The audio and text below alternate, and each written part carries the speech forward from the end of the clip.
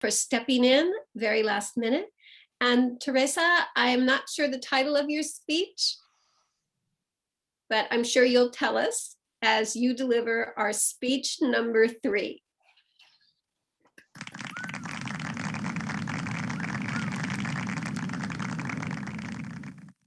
Thank you, PJ.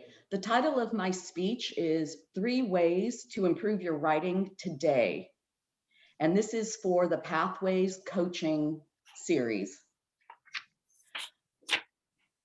I write for a living, but I don't want that to intimidate any of you because there are a few things that I do before I ever start writing. When I sit at my computer, I have to sit and quiet myself. I take a deep breath because that little inner critic that we've talked about before, it goes on in my head too. I have to remind myself, don't compare yourself to others. It's okay to make mistakes. And I remind myself, this is your journey, so enjoy it. What I'd like to do today is share with you 3 tips that I learned early on when I first started writing. And I think these things will help you become a better writer immediately. You see, you don't need to have a degree in writing to become a better writer. These 3 things will help improve it today, but also help build your confidence. Number 1, when you're writing, at least starting out, keep your language real.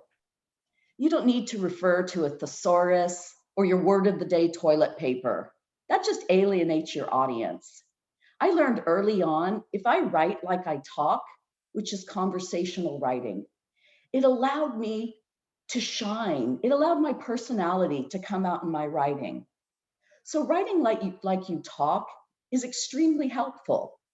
But while you're doing that, also remember when you talk to your boss, you're going to use different words and a different tone of voice than you were, say, if you were talking to your best friend. So keep that in mind, that adjust your writing, write like you talk, but remember who your audience is and who you're talking to. The second thing that I learned immediately, one of my pet peeves, buzzwords. When you're in a corporate world, buzzwords are all the rage, but I can tell you, avoid those like the plague, because buzzwords, once again, alienate your audience. I remember when I was in my first meeting at Thermo Fisher Scientific, and oh my God, everybody used buzzwords. I heard things like, I don't have the bandwidth to do that. Well, that's a good idea. Could you socialize it? I'll circle back with you. Let me ladder up to that.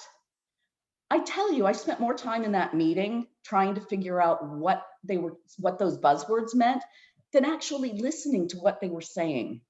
So buzzwords, you wouldn't use them in your everyday conversation with a person, so don't use them in your writing. Keep it real. The next tip is to write more concisely. And what I mean by that is, can you say the same thing in fewer words?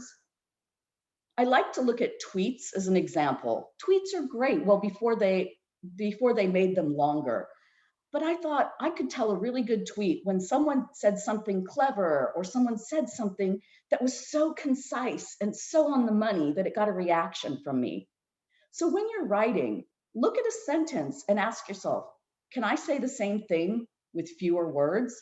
It makes your language stronger. Also, something I deal with a lot in my current job because I work with tax experts and they write out content that is very taxy, but they always use passive voice. And active voice is much more engaging for your audience. What I mean by that is, instead of saying she went running, say she ran. Fewer words, greater impact. This takes ongoing practice. I still work on that all the time today, trying to tweak tax content to make it more precise. Tip number 3, get to the point. We learned this in Toastmasters. When some people are writing, they get carried away. They love the sound of their own words. And they want to show that they're a great writer. But guess what? The reader typically doesn't care if you're a great writer, if you're using flowery language. They just want you to get to the point. By using long introductions that don't really talk about the subject of what you're trying to present, that'll lose your reader immediately. And now, a final tip. This is a bonus tip. Edit, edit, edit. I cannot stress this enough.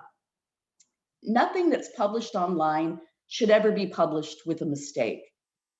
But I can tell you from personal experience, when you've looked at your own content enough, you stop seeing mistakes. And then you'll publish it and go back a day later and think, I cannot believe there was a typo in that. So my recommendation, if possible, have someone else read it for you. I always have a second set of eyes on my content. It's a great way to not only improve your content, but prevent it from looking unprofessional when it's published. It's an instant add to your credibility.